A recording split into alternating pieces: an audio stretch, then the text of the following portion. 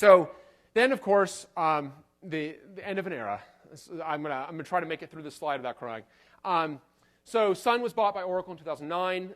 The acquisition finally closed in February of 2010.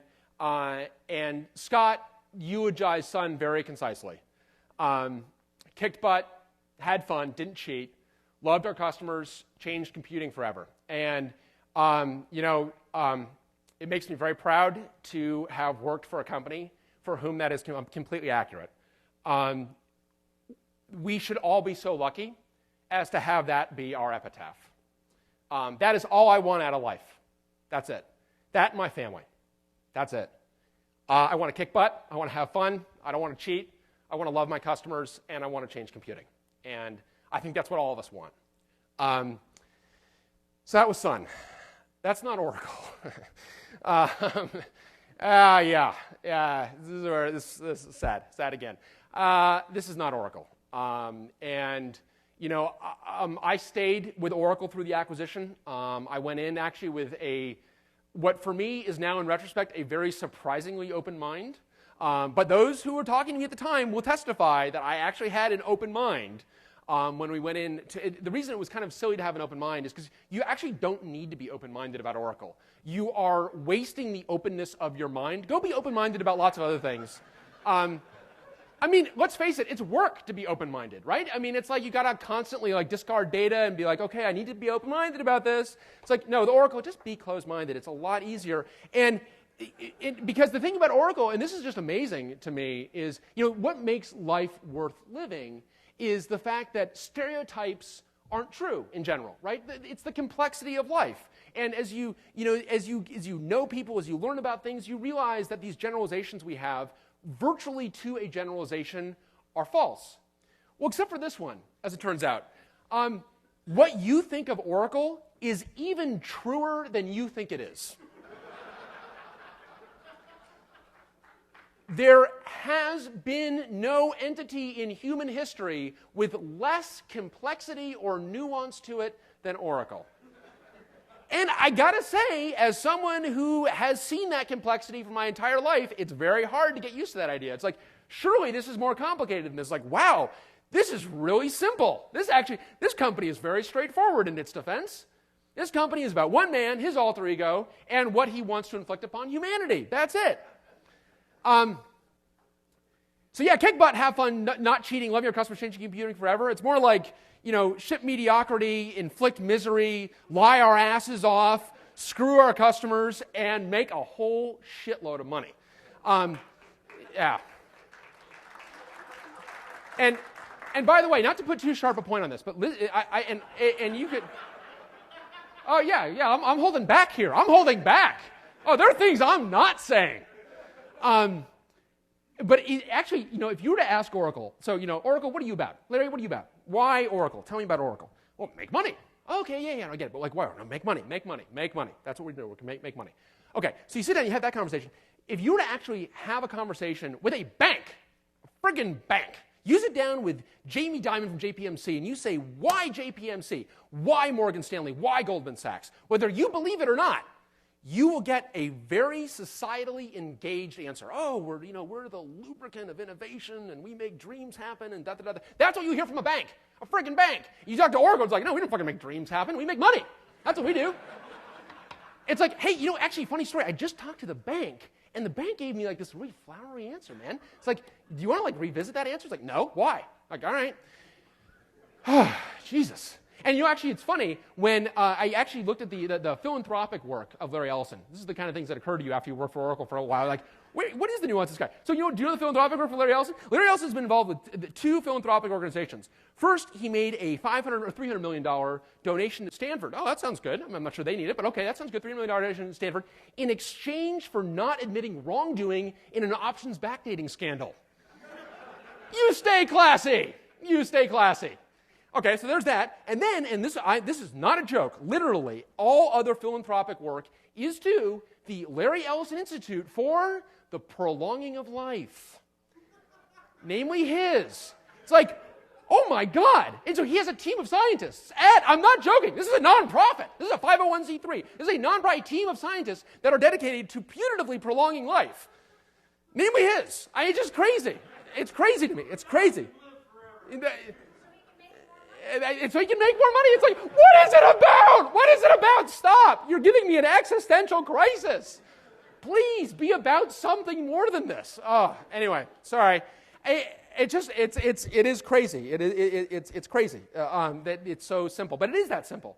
And it became great. And by the way, and I've already fallen into this trap here, do not fall into the trap of anthropomorphizing Larry Ellison. Because if you need to think of Larry Ellison the way you think of a lawnmower. You don't anthropomorphize your lawnmower. Lawnmower just mows the lawn. Like, you stick your hand in there, it'll chop it off. The end. You don't think like, oh, the lawnmower hates me. Lawnmower doesn't give a shit about you. Lawnmower can't hate you. Lawnmower, you don't anthropomorphize the lawnmower. Don't fall into that trap about Oracle. So, and in particular, with open source, oh, they wanted to kill open source. Like, no, the lawnmower doesn't care about open source.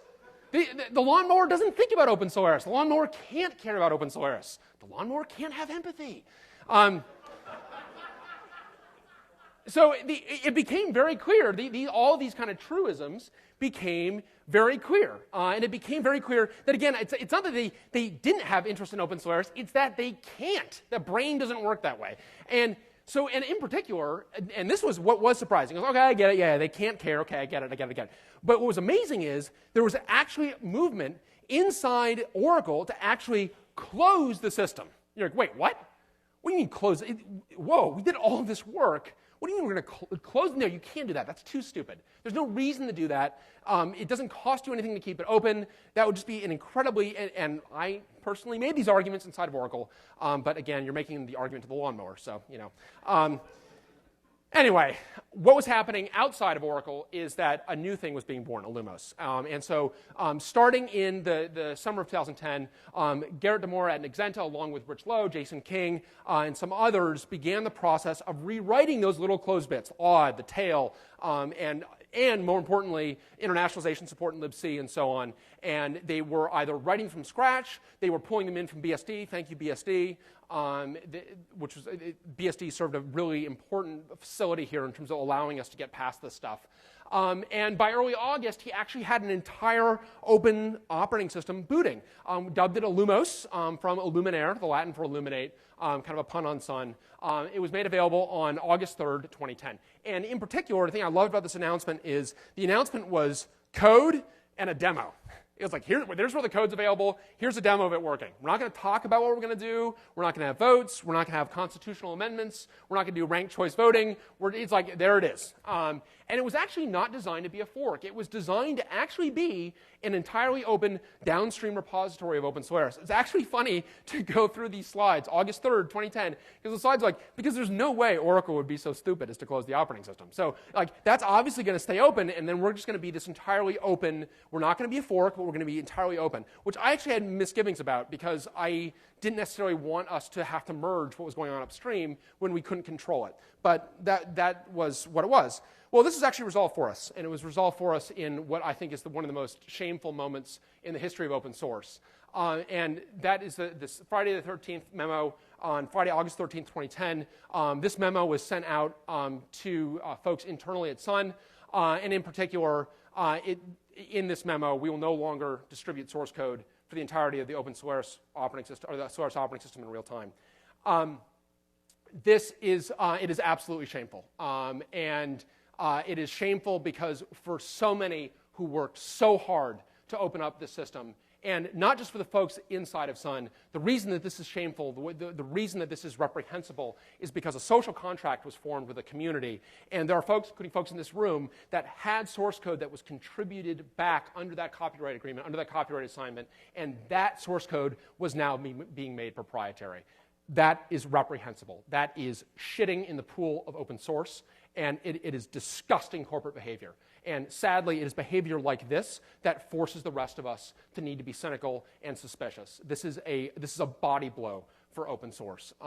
And the worst thing was, not only was it shameful, it was cowardly, because this was never publicly announced. Oracle has not publicly announced once that they are stopping contributions to open source. They simply, silently stopped. Now, I get the lawnmower doesn't understand why that's a big deal. Okay, I get that. But you know what? We're not all lawnmowers. And that's disgusting. It's cowardly behavior. And I have never been so embarrassed of my former colleagues than I was when I saw that mail. Humiliated. And as it turns out, it was a lie. As you'll note, it also says in there, in this manner, following full releases of our enterprise Solaris operating system, we're going to have the source license code is going to be made available. Yeah, well, Solaris 11 was shipped on November 9th, 2011, and I don't see the goddamn source code. So now, admittedly, in Oracle's defense, they didn't lie to us because they didn't tell us anything, right? They lied to themselves. Now, I had actually already left Oracle at this time, so the thing that unfortunately makes me, the one thing that does make me, I have regret about, is because I didn't work at Oracle, I couldn't quit over this. Which kind of sucks. This happens. This is one of those Oracle conundrums. You decide to leave, and then you realize, like, well, I can only pick really one thing to quit over. I can't kind of quit all. I can't quit over the stuff that happened after I decided to quit. That's kind of dishonest. So anyway, I would have quit over it, but I couldn't. A lot of other people did though, and there were a lot of other people who, when this happened, they didn't understand. I think that they knew this was a big deal, but it was only after days and weeks passed that they realized how big of a deal it was, and how really reprehensible this act was and what it meant for the future of the operating system inside of Oracle. My prediction to Oracle management when I was at Oracle was, if you do this within 90 days, you will lose the core of the ZFS team. That's a guarantee. That you will lose, the core of the ZFS team will walk within 90 days. Turns out they walked within 45. Within 90 days of doing this, the entire dtrace team had left Oracle. All primary inventors of ZFS had left Oracle. Primary engineers for zones had left Oracle. Networking had left Oracle. Oracle, massive self-inflicted wound. Would love for this to come up on a Wall Street call, by the way. Massive self-inflicted wound by Oracle when they did this. Major diaspora outside of Oracle. Bad news for Oracle, good news for Illumos, because all these guys landed in Illumos.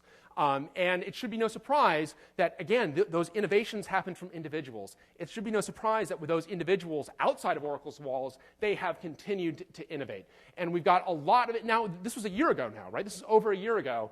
And the great thing is that a year later, we can actually be concrete about this. A year ago, I would have told you this is going to happen. A year ago, I would have said, with these people gone, with, for example, I'll talk, I guess, to the next slide. With the key ZFS engineers gone, there will be ZFS innovations that happen outside of Oracle. Now, a year later, we can actually point to those. So I'm going to go through those quickly. I want to be mindful of time, but I do want to get through those. And before I do, I want to do it in the context of really a beautiful, grand irony. And that irony is this. There is no copyright assignment in Illumos.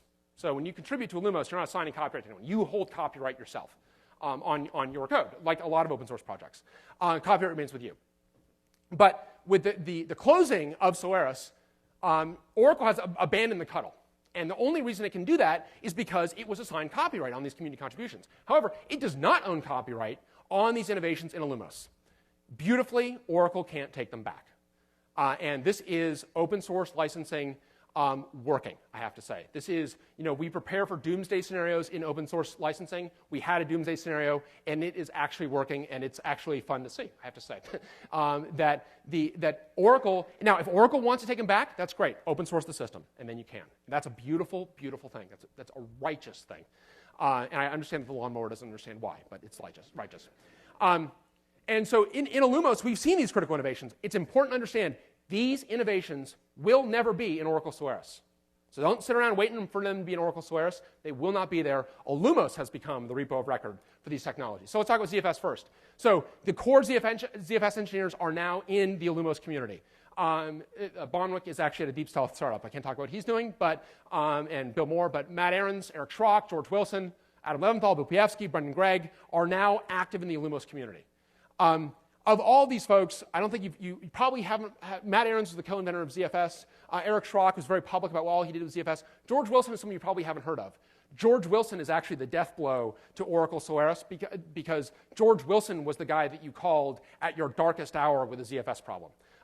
George debugged countless numbers of production ZFS problems. It is largely due to George and these other guys as well. I don't want to minimize their contribution, but these guys would agree with me that it is largely due to George that ZFS is where it is, which is an open source enterprise-grade operating system. We in humanity owe a debt to George, and it was great to see him not just leave Oracle, but actually land in the Illumos community and actually develop in Illumos. So the ZFS engineers in Illumos have been working with their FreeBSD brethren and other folks and have formed a joint working group. And they've got the first concrete artifact of that is a versioning feature that allows us to have individual flags in ZFS and allows us to innovate ZFS in ways that are orthogonal.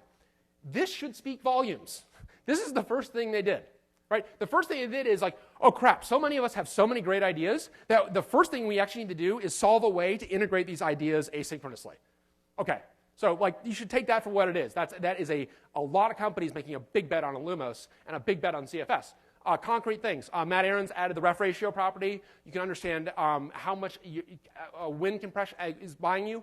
Matt then added the ability to get estimated progress on a ZFS send receive. That is a hard friggin' problem. And this is a problem I actually didn't think we would ever see solved in ZFS because it is so hard. Fortunately, this is the great thing is, Matt is now at a company that really desperately needs this. And because Matt is at a company that needs this, he's right on the coalface of it, so he invented it. Matt actually invented ZFS send receive when we sent him to China, and he needed ZFS send receive in order to do remote development. So the lesson from this is perform human experimentation on Matt, and great things happen. Bill Piesky and Jerry Jonek both work for Joyent, added zones-based I/O throttling, which allows us to actually make progress on a very hard problem that, frankly, no one else has really made progress on in many, many years, and that is how do you actually, in light of multi-tenancy, that is to say cloud computing, how in light of multi-tenancy demands do you actually deliver throughput? How do you minimize pathology? Great work. That's also in Illumos. Dan McDonald's in the room, along with Smit Gupta, implemented Unmap for STMF. That's a SCSI target management facility, allowing you to better ZFS-backed iSCSI LUNs. These are features that Oracle Solaris would or should want. Again, they can't have them. Not until they open source, not until they play nice. The thing is, this is the tip of the iceberg. There's a ton more in the pipe. The feature flags are coming that I mentioned. Background destroy resumable send, which is going to be huge, absolutely huge. In dtrace, it's been great for me personally. So obviously, I've been continue to be very active in dtrace. I've done more core dtrace work in the last year than probably the previous 3. It's been a lot of fun. I added the log linear quantization action, LQuantize. I added KVM support. We'll talk about that in just a second. With the VM regs variable, did a bunch of little stuff. Added tracemem to take a variable size to upper and to lower. I added L to stir to take an optional base. Added the USDT provider reaping, which is a long time issue. If you don't know about it, you don't care. But if you do know, you're probably weeping with joy that we've actually done it. My favorite one, though, is Eric Schrock adding the CTF-aware print action. Which is absolutely awesome. I'm actually on a machine here, so I can do, this is a really recent, joint bits. We're downstream of Illumos, and we've merged with Schrock's changes here. So I can do a dtrace -n. Let's do ZFS read entry, and I'm going to just print star of arg0. That's a vnode pointer. And with that print action, and hopefully this thing will oblige by actually there we go, did a read there. And so now you get MDB : print-like output on every operation, which is just huge. It's a simple thing on the one hand. I mean, this is not, Schrock was able to do this in basically a day of work, but it was a hard day of work. And it had to be done by the right person, and it's just huge when you want to actually go debug a kernel subsystem for the first time. Or use a whole subsystem for the first time. So this was absolutely terrific, terrific work. And I think it embodies Illumos, I got to say, because it is useful, it is innovative, it is exciting, and it is open. And so this is really, I think, embodies the kind of work we've done. It's a quality of life feature, but it's a great quality of life feature. With zones, Jerry Jonek, one of the primary zones engineers, very active in the Illumos community. Our focus has been on high tenancy systems. I can absolutely guarantee you that the highest levels of tenancy that are running with the zones code base, with that heritage, and I'm including Solaris in that, is running on Illumos, running in production on Illumos. We run much higher levels of tenancy than anyone else in the world. And we're able to do it because of a lot of the work that Jerry has done all in the open. We also added the SVCS. How many of you use the SVCS command? All right, just enough of you for me to show this to you. SVCS is a command that shows you the services in the system, okay? And on the system, I have some zones, okay, fine. Now I can also do SVCS -Z, which Oh, yeah. Oh, yeah. Now, and I got to say, this is just an example of where, as I implemented this. I don't want to toot my own horn, and part of the reason I did this is like, man, why didn't we do this before? Like, we can just go do this. We should go do it. And it's like when I did this, I'm like, damn, this is useful. And you can do stuff like -ZX shows you all services in maintenance across all zones.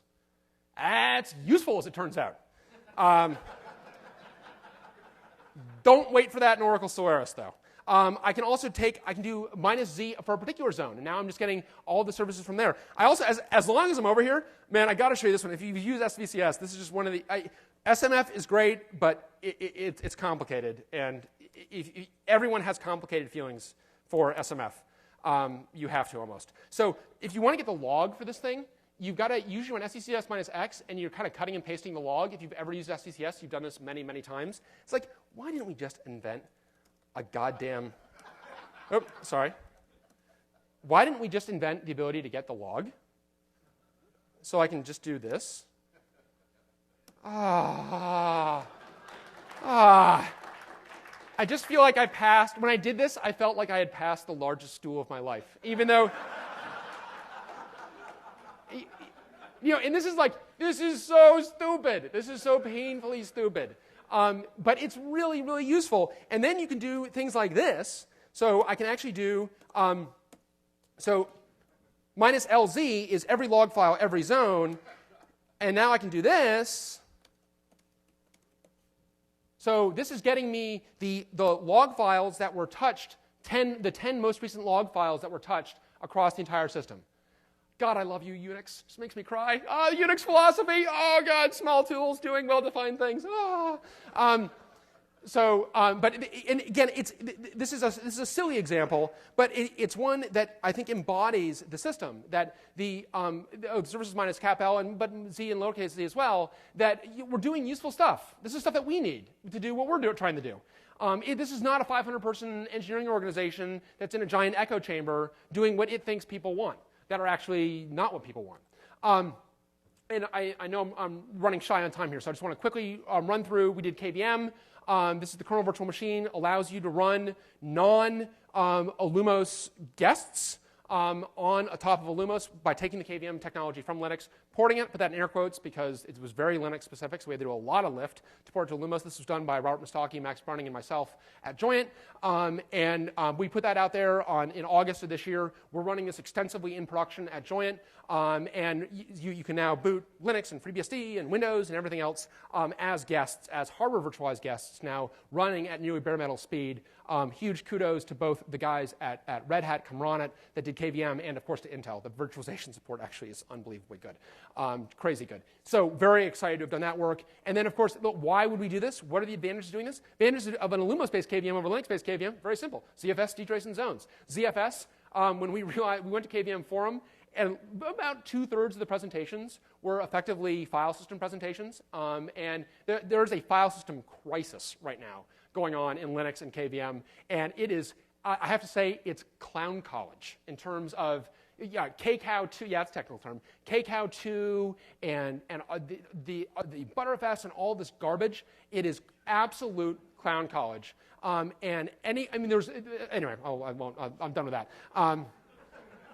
But suffice it to say, huge advantage. You can ZFS clone. You can now ZFS clone and provision. And so you can now provision, you will spend much longer booting your instance than you will actually provisioning it, which is huge. Dtrace, allowing dtrace up into KVM. Zones, we actually run KVM inside of a zone. We did that because we needed to use IO throttling and stuff like that was keying off the zone.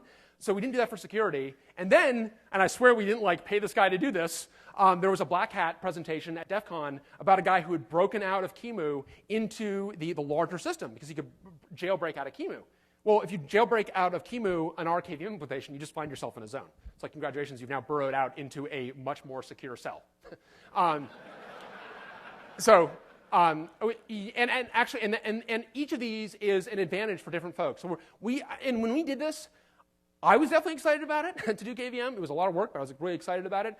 I didn't really know what the rest of the world was going to think. It's been actually really interesting to see that actually lots of other people are excited about it. Lots of other people see these advantages. There are a bunch of distributions that are out there. Open Indiana's got IPS packaging. SmartOS that's a joint distribution from us that features NetBSD packaging, we designed for cloud computing. Illumian is a new Nexenta distribution that's coming up that's got Debian packaging. The important thing is that these distributions complement each other. We believe in the freedom to fork, so don't think that there's just one choice here. And by the way, if there's a distribution that you want that's not there, go invent it. It's great. We're excited for people to use the operating system in a new way. And we view them really as growing the Illumos pie much more than dividing it. Our values are, we value the freedom to fork, first and foremost, freedom to fork over governance, code over discussion, innovation over democracy. Innovation and democracy, not, as it turns out, compatible with one another, and we believe in innovation first. Actually, huge hat tip to Dan McDonald's in the room. I love this quote from David Clark of IETF fame. We reject kings, president, and voting. We believe in rough consensus and running code. And in Illumos, instead of the benevolent dictator for life, we have a benevolent oligarchy, which is actually what we always had in the operating system. And that benevolent oligarchy, where you have different experts for different subdomains of the system that effectively control what's going on in that system, that oligarchy has always been able to achieve very quick consensus. We value utility. We do not do things for their own sake. And if you look at the Illumos hackathon, Adam Leventhal organized this. When Adam was organizing this, I'm kind of like, Adam, do you really think this is going to be a big deal? Like, he's like, no, we'll do it, and we'll see how it goes. And I have to say, I'm embarrassed to say this, and Adam, I don't think I've ever said this to you personally, so you're hearing it for the first time. I didn't think this was going to work. I just like, who's going to hack on an operating system? It's complicated. You know, it's like, let's go hack on a 747-800. It's like, well, that's going to, you don't want to go do that, actually. Like, it might crash if you do that. But no, as it turns out, this was a resounding success, and that dtrace print action came out of that hackathon. So, boy, it was great to see that happen. Very excited about that going forward. Dan's already integrated some stuff that came out of that. So we're lots more hackathons in the future, and I'm definitely a convert. And I actually can't wait to go to the next one and hack myself. I couldn't make it to the last one. If you want to get involved, definitely come to the Illumos BOF tonight. I can't make it, unfortunately. I've got to be back in San Francisco for tomorrow morning. But there are Albert Lee's here. Gordon Ross is here. You guys are in the room, I assume. Gordon's fixing a bug right now. Very good. Totally understandably. But so I would say come to the BOF tonight. There'll be some Illumos folks there, and they can help answer your questions. Start playing around with the distro that suits you. If there's not one that suits you, make your own. Play around with the code. You can go to GitHub or source.illumos.org. If you have questions, they're the list. Go to IRC. And if you don't know where to go, you can always tweet Deirdre, who I actually think is actually just a bot, even though she actually works for me. She doesn't seem to reply to tweets 24/7, 365. Deirdre can always help you out and point you in the right direction. So with that, I'd say thank you to, I just want to call out a couple of thank yous. Garrett Demore conceived of this. We owe a huge debt of gratitude to Garrett. He birthed it. He's led the community. He's done a great job. And Rich Lowe has done so much work. Rich has actually done, I haven't told Schrock this because he's going to fly in to a rage of productivity. Rich Lowe has done more integrations to Illumos than Schrock did in the previous year to actually Solaris. That's which is amazing. Rich is incredibly productive. The Open Indiana guys have been huge. Josh Wilsden, John Sonnenschein, and Robert Mustaki at Joyent, they've done great work on the SmartOS distribution, and Adam for organizing the Illumos hackathon. So with that, thank you very much, and I'll take questions.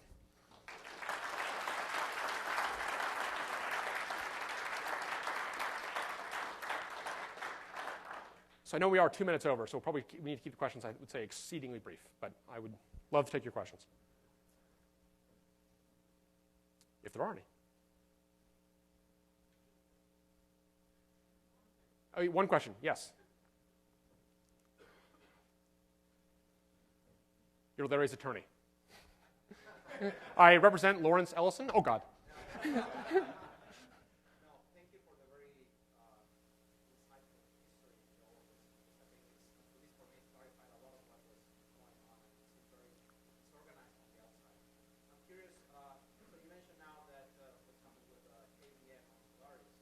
Illumos. KVM is not on Solaris. It's a very important distinction.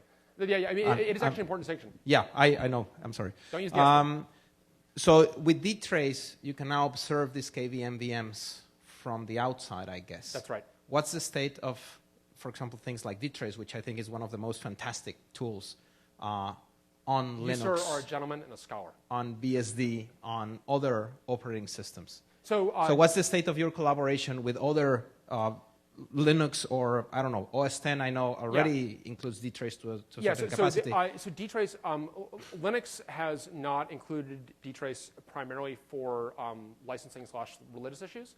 So there's not really, and there are folks reporting it to Linux. We collaborate with those guys, Paul Fox in particular. With the BSD folks, we have a very good relationship with them. Sadly, the chief, the person who did all the work on that, John Burrell, passed away. So that was a real blow to us all. But with those folks are still working on it. Definitely collaborate with them. The FreeBSD implementation is not where the Illumos implementation of dtrace is, just because they are not able to do all the userland stuff as well. They've recently pushed that as well, pushed some of the user level stuff, and I think they're getting there. Right now, it's still true that the most complete port of dtrace is to the Mac. With whom we've got a great relationship. So, we love to collaborate with those guys, and we'll continue to collaborate with those guys. And I'll move forward as a dtrace community, kind of separate from the Illumos community. And are your recent innovations in dtrace flowing towards Apple, towards OS 10? I think that we've caught them a bit flat-footed because dtrace was quiet for a while, and now we've kind of got this big uptick. And I would expect them to take all that stuff. They've been extremely good about taking that. So, and we'll all merge very cleanly, and we've made it very clean how to merge it. So I would expect them to take all of that stuff. Cool. Thank you. Thank you. Any other questions? Okay. Thank you very much.